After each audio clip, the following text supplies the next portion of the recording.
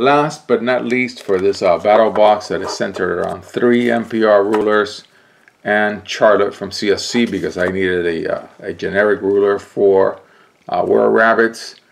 This is the stronger of the 4 decks, and this is where the side decks, the sideboards for the other 3 will play against this deck a lot. I'm going to try to, but I'm going to do sideboards at some other point in time for the second round. For the first round, I'm just building the deck, and I'm happy with what I've built and tested, so I'm okay, I think.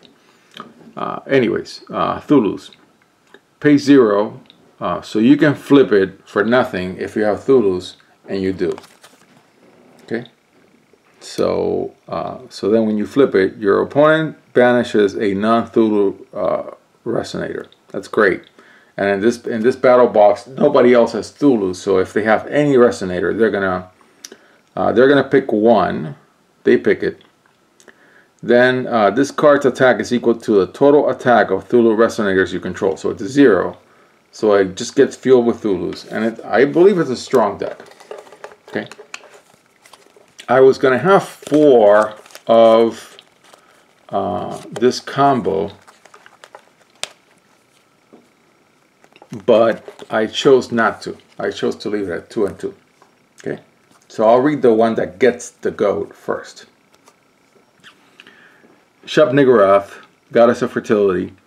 It's got incarnation, so you can you can banish some resonators to play it, or you can just play the 4. Search for Black Goat, put it into your field, shuffle your main deck.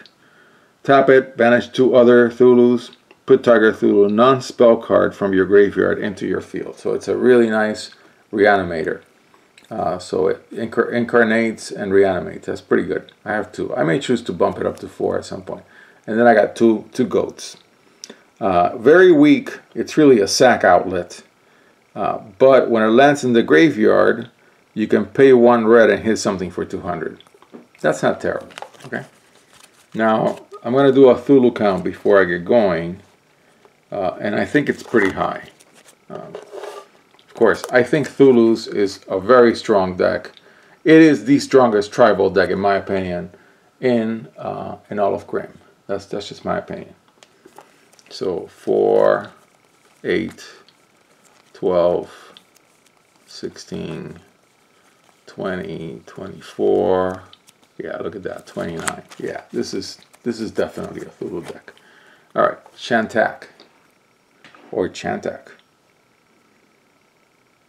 When this card is put into a graveyard from your field, you may discard a card. If you do, put this card from your graveyard into your hand. Yeah, I guess if you need constant sacking outlets, you can cycle them through. Yeah, and you may discard a card. It doesn't have to be a resonator. Yeah, that's not bad. One of the best commons in the game, King in Yellow, because when it lands in the graveyard, you can get another one from your deck and put it into your hand. That's all there is to King in Yellow, but it's pretty good. That's a pretty good effect. Then Hound of Tyndalus, which I've pulled a whole bunch of. Gains +200/+200 for each card named the Hound of Tyndalus in your graveyard. Yeah, that's great.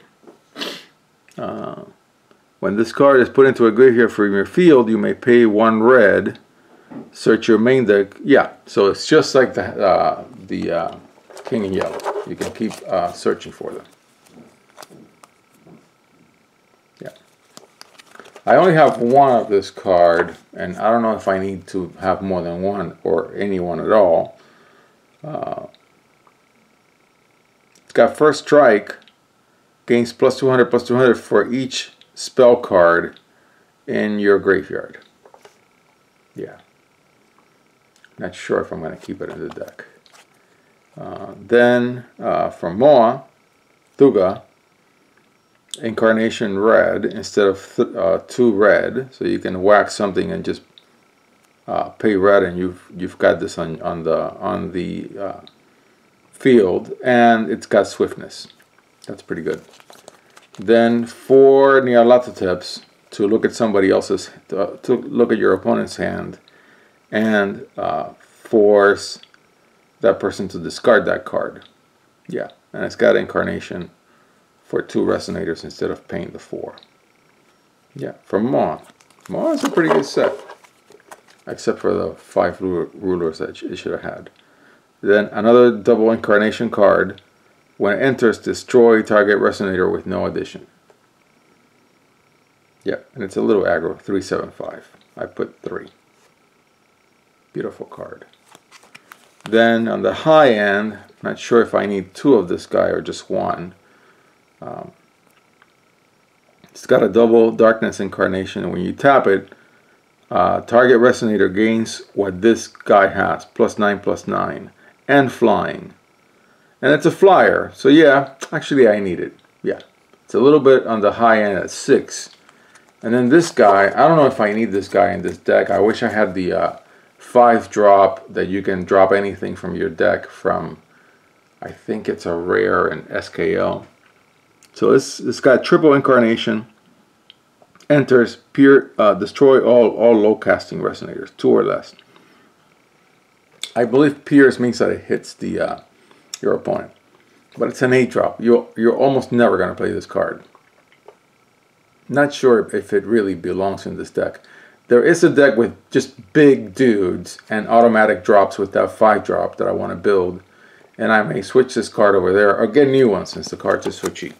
So that is your Cthulhu deck as it stands right now. I think the iffy ones are this one and this one. The big drop and the one that feeds on spells from your graveyard. Okay. And then, of course, I did go full on anthems, so 4 of them. Sometimes 2 is enough, but I'm going to go for 4. And it's +200/+200 for Cthulhus.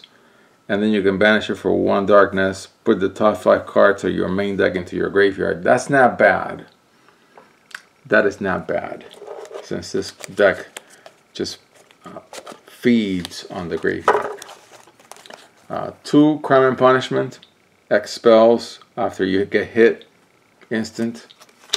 1 yellow sign, added resonator gets -300/-300. At the end of turn, this card deals 300 to added resonator's controller. So I would put it on a big dude and not kill it. I had 2 of them, but I just got it down to 1.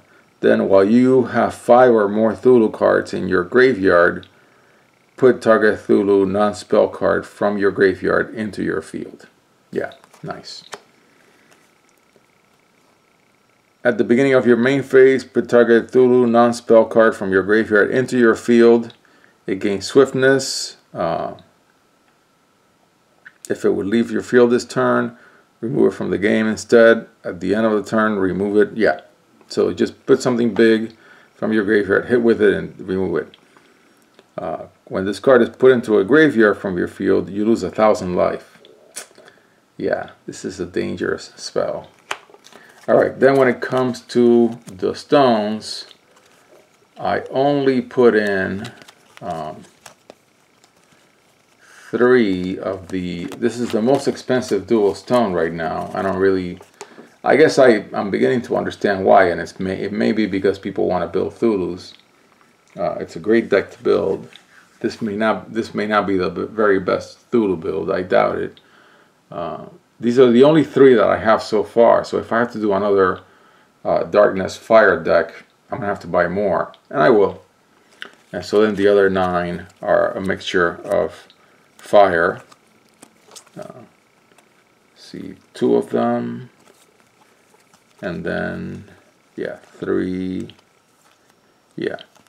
fire, 6 darkness, because it's mostly a darkness deck. Yeah.